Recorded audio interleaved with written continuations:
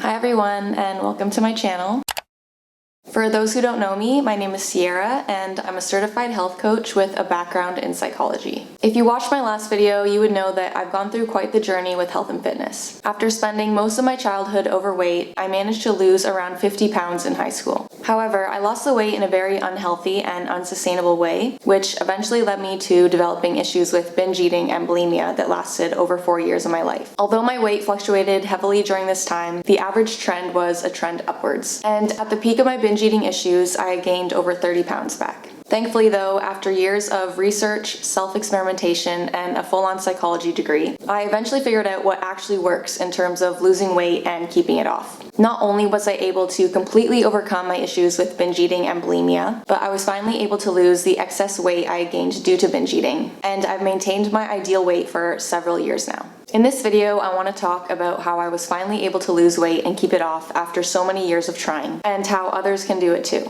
Most people who make videos about how they lost weight will tell you exactly what diet they followed, what type of exercise they did, what their daily routine looked like, etc. But I'm not actually going to do that in this video, because the truth is, people can lose weight using countless different diet and exercise strategies. For example, you can lose weight following a low-carb keto diet, a high-carb vegan diet, while using intermittent fasting, while eating 6 meals throughout the day, and the list goes on and on. So if any one specific diet or exercise strategy was the key to losing weight, how come people can be successful with all of them? Don't get me wrong, I do think specific diet and exercise strategies can make a significant difference in terms of your ability to lose weight, and I do plan on making videos about more specific strategies in the future, but none of these strategies capture what is absolutely essential for losing weight. And I find that, especially those who have been struggling with their weight for a long time, people are usually focusing on the wrong things. They tend to spend way too much time focusing on the small details rather than what actually matters. Or in other words, missing the forest for the trees. So in this video, I want to talk about what is absolutely essential for losing weight. The fundamental principles you must adhere to if your goal is sustainable weight loss and nothing extra. This means that as long as you adhere to the principles I outline in this video, you can pretty much be guaranteed to lose weight and keep it off, regardless of the specific strategies you choose to use. And after a lot of reflection, I've narrowed it down to 3 key things. 3 things that not only enabled me to lose weight and keep it off, but can enable anyone else to do the same. So starting off with the most fundamental weight loss principle. In order to lose weight, you have to eat in a caloric deficit. Or in other words, you have to burn more calories than you consume. Unless you're a complete beginner to the discussion of weight loss, this principle should not be surprising. However, I'm going to be adding some very important nuance to this principle that may shift the way you've been thinking about calories and energy balance. So just stay tuned for that. But for the people who are totally new to the discussion of weight loss and calories, a calorie is simply a unit of energy, and it's most often used to quantify the amount of energy found in the foods we consume. We all require a certain amount of energy, or calories, every single day just to stay alive and perform daily activities. And it's the balance between the amount of energy we use in a day and the amount of energy we consume in a day that will ultimately determine whether we lose weight, gain weight, or maintain our weight. If we consume the exact same amount of energy our bodies need in order to reach our daily energy requirements, we will simply maintain our weight. If we consume more energy than our bodies need in order to reach our daily energy requirements, however, our bodies will actually store that excess energy as body fat, and hence we will gain weight. And since body fat is just stored energy, if we consume less energy than our bodies need in order to reach our daily energy requirements, our bodies will have no other option but to burn off body fat and other sources of stored energy to meet its needs, and hence we will lose weight. What this means is that as long as you're in a caloric deficit and are burning more calories than you're consuming, you will lose weight, regardless of the specific nutrition, exercise, and any other lifestyle-related strategies you choose to use. Whether that be what foods you decide to eat, when you decide to eat those foods, how much exercise you do, what supplements you decide to take, etc. Now, this doesn't mean that those things don't matter at all for weight loss, because obviously adjusting those variables can affect your ability to be in a caloric deficit and how easy it is for you to be in a caloric deficit. But the underlying mechanism behind weight loss is always a matter of calories in versus calories out. For example, you may come across people making claims along the lines of, cutting out carbs made me lose weight. But rather than saying, cutting out carbs made me lose weight, it would be much more accurate to say, cutting out carbs made it easier for me to be in a caloric deficit, which made me lose weight. It's also important not to confuse weight loss with health, because although body weight and health are definitely related, they are not one and the same. You can be at the exact same place in terms of body weight and yet be at two completely different places in terms of health, and vice versa. So while things like food choices, meal timing, exercise selection, etc. are not direct contributors to weight loss, they can definitely be direct contributors to health. And one last thing I want to make clear is that weight loss strictly being a matter of calories in versus calories out doesn't necessarily mean you need to count your calories, because you can be in a caloric deficit without even knowing it.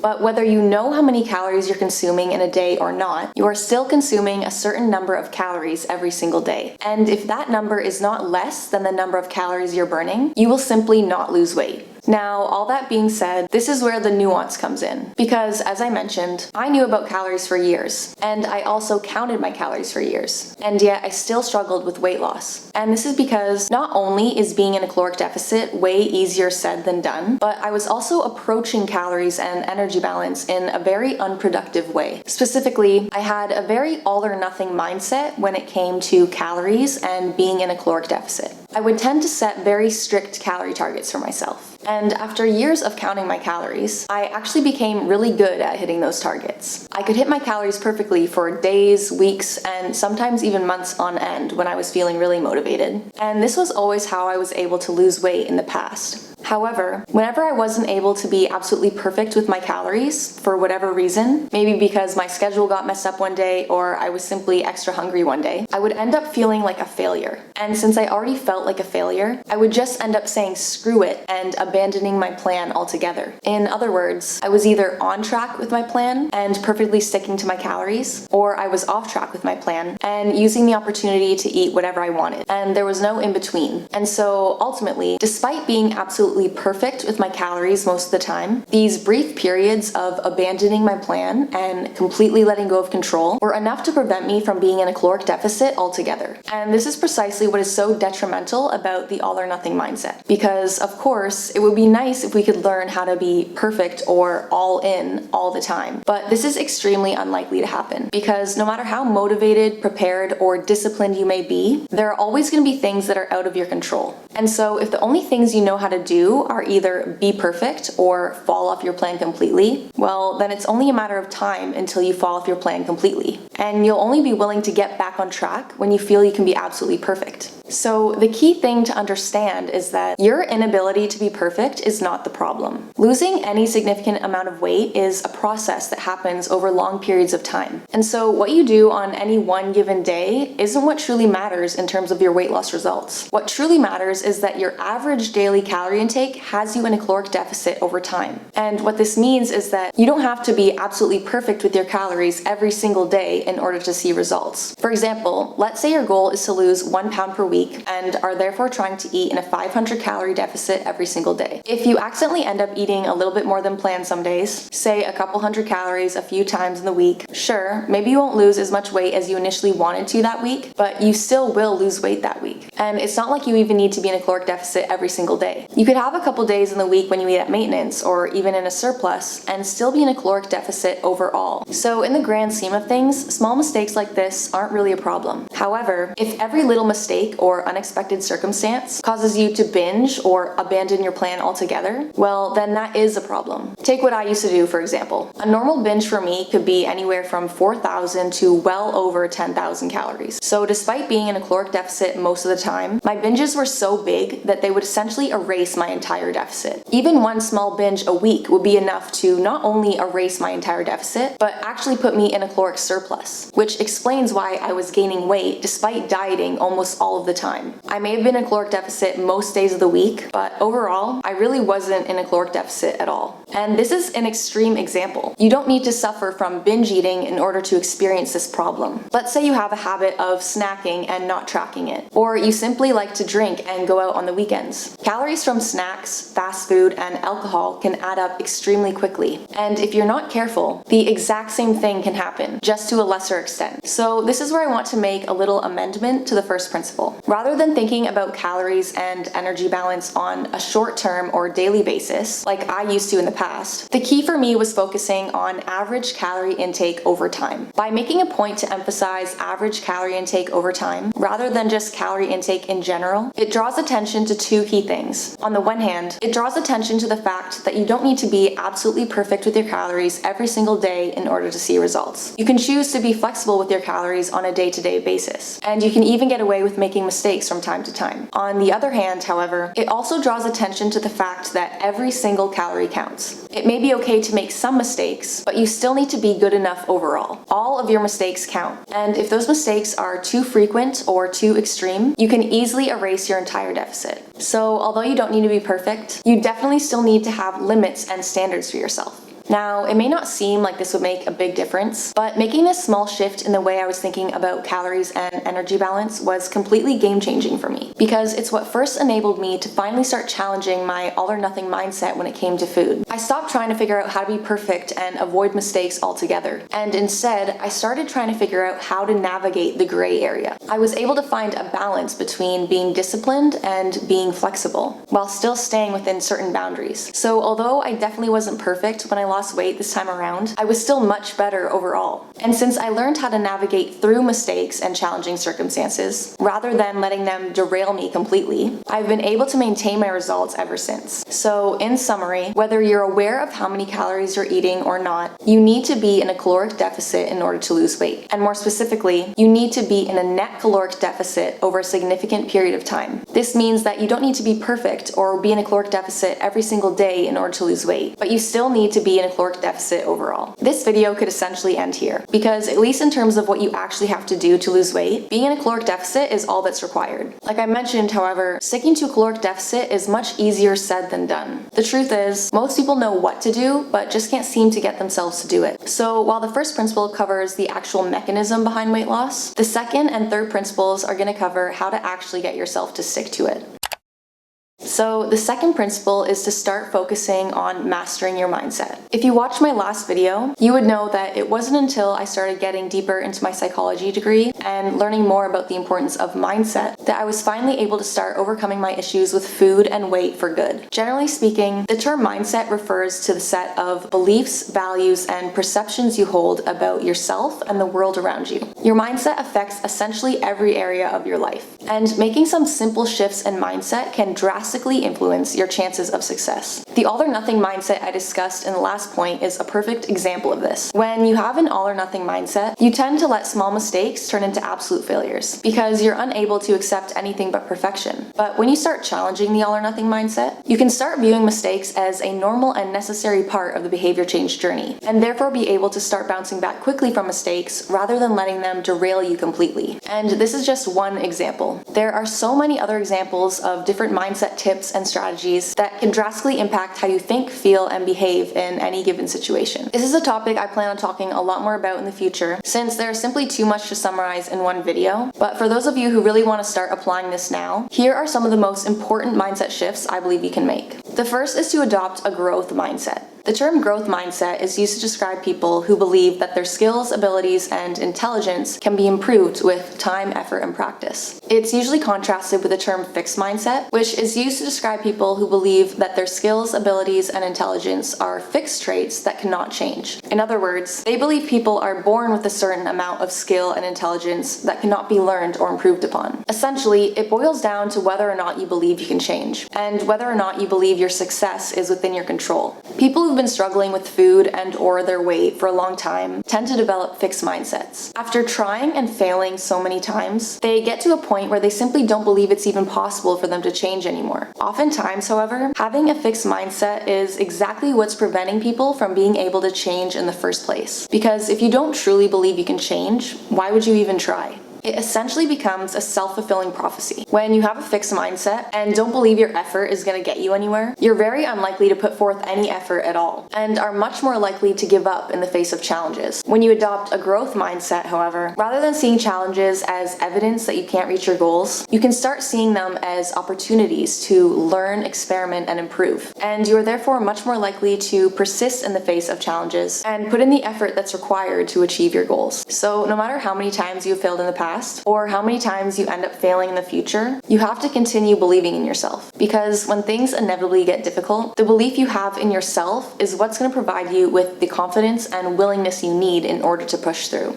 And if you're anything like me, and you have a hard time believing in anything without evidence, just look at me and my experience as an example. If I can change from where I was at my lowest points throughout my journey, I truly believe anyone can. The second tip I have is to know your why. Now, you may have heard this before, but knowing the true reasons why you're doing something and being able to keep your attention focused on those reasons is absolutely crucial to achieving any goal. Because the truth is, there may be several reasons why you want to change, but whether you realize it or not, there are also several reasons why you may not want to change. If all you wanted to do was change, well, then you wouldn't have any issues doing so in the first place, would you? The problem is that all human beings have conflicting desires. In order to explain why this is without getting too deep into the neuroscience, we essentially have two distinct areas of our brain: the more rational part of our brain and the more primitive part of our brain. The more rational part of our brain has the ability to consider long-term goals and consequences of our actions, while the more primitive part of our brain does not. Essentially, all the primitive brain cares about is seeking short-term pleasure and instant gratification, which is often in stark contrast with what will bring us true gratification in the long run. What this means is that we often have to choose between doing what will feel good in the moment at the expense of our future selves and doing what will feel good overall and in the future at the expense of our more immediate selves. So no matter how motivated you may be or how badly you want something, there are always going to be times when you don't feel like doing what you know you should be doing in the moment. It's going to be an ongoing battle between choosing instant and delayed gratification. So in order for us to change, we need to remember why we're delaying gratification in the first place. We need to be sure that the reasons we have to change far outweigh the reasons we have not to change. And we need to be able to keep this in mind when it doesn't feel that way in the moment. So if you really want to set yourself up for success, take the time to clearly define your why. Write down exactly why you want to change, make it extremely clear and salient to yourself, and then make an active effort to keep your attention focused on those reasons throughout the entirety of your behavior change journey. The last mindset-related tip I would give is that you need to change your perspective on discomfort. Like I already mentioned a couple times in this video, the process of losing weight and changing your behavior isn't always going to be easy. It shouldn't be extremely difficult all of the time, but a little bit of discomfort some of the time is 100% inevitable and necessary for most people. People are always trying to find the magic plan or solution that will make weight loss and behavior change feel effortless. But this simply isn't realistic. Don't get me wrong, there are definitely things you can and should do to make the process easier. But when it comes down to it, weight loss simply isn't something your body wants to do. Even with the best plan and strategies in place, there will be times when you feel hungry, tired, and uncomfortable. So rather than trying to avoid discomfort at all costs, the key is learning how to cope with it. And a big part of this will come down to your expectations and perspective. If you keep thinking things have to be easy in order for you to make a change and reach your goals, well, then you likely never will. You will simply give up every time things get a little bit challenging because you will feel like you're doing something wrong. So instead, always remember that discomfort is a necessary part of growth and change, and work on being able to accept it. If you work on being able to accept discomfort, rather than trying to avoid it at all costs, you'll actually find the process of dealing with it a lot easier. And you'll finally allow yourself to start doing what's necessary in order for you to achieve your goals.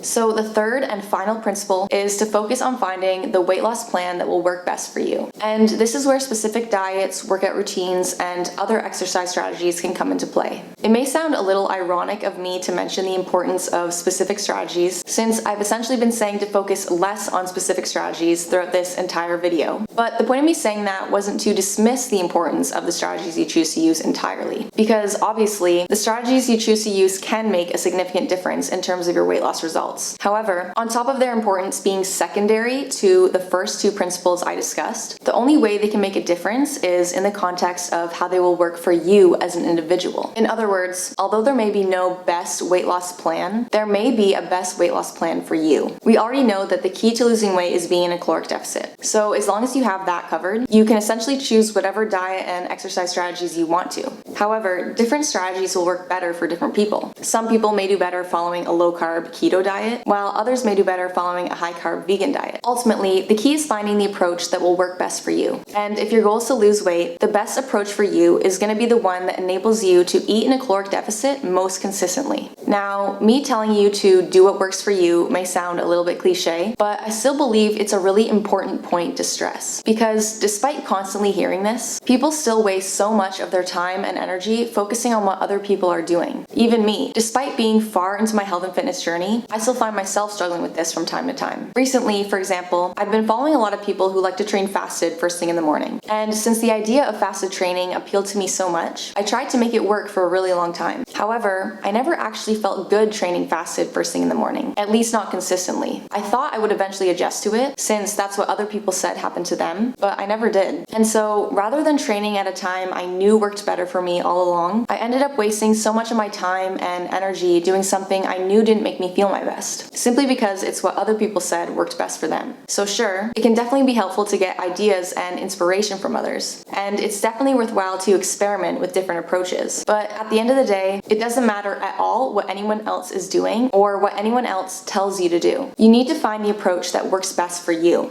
And no matter how much knowledge or experience someone has, no one will be able to determine that for you better than you can. With all this being said, it's also important to remember that although a best approach for you may exist, no approach is ever going to be perfect. Like I mentioned earlier, losing weight and changing your habits in general is not something your body wants to do. So no matter how good your plan is, it's still going to be challenging at times. Any plan you choose will come with both pros and cons. So if you're waiting to find the perfect plan to get started, know that you're probably never going to get started because you're simply never going to find it. And at the end of the day, you don't even need to find the best approach for you in order to be successful. There are so many different approaches that can work, even if they're not ideal. And it's much better to just get started with something rather than nothing. Don't use the fact that you haven't figured out the ideal plan yet as an excuse to continue procrastinating on your goals. And on that note, that concludes the third and final principle. These three principles, including being in a caloric deficit over time, focusing on your mindset, and choosing the plan that works best for you, encapsulate what I believe to be the fundamental principles you must adhere to if your goal is sustainable weight loss. If I could summarize this entire video into one sentence, this is what I would say. As long as you're in a caloric deficit, on average over time, and as long as you have the right mindset, any reasonable weight loss plan will work. So just choose the plan that works best for you and ignore all the rest. Like I said earlier, however, adhering to these principles is much easier said than done. So if you feel like you could benefit from receiving extra help with any of these steps, that is exactly what my coaching services are here for. Not only can I help you lose weight and achieve the lifestyle you've always wanted, but I will also provide you with the knowledge, skills, and resources you need in order to sustain those results for the rest of your life. So if that sounds like something you're interested in, make sure to shoot me an email or reach out to me on Instagram. And with that out of the way, I'd like to thank you all so much for watching. Please give this video a big thumbs up if you enjoyed it, and make sure to subscribe to my channel so you never miss any of my future videos. See you guys next time.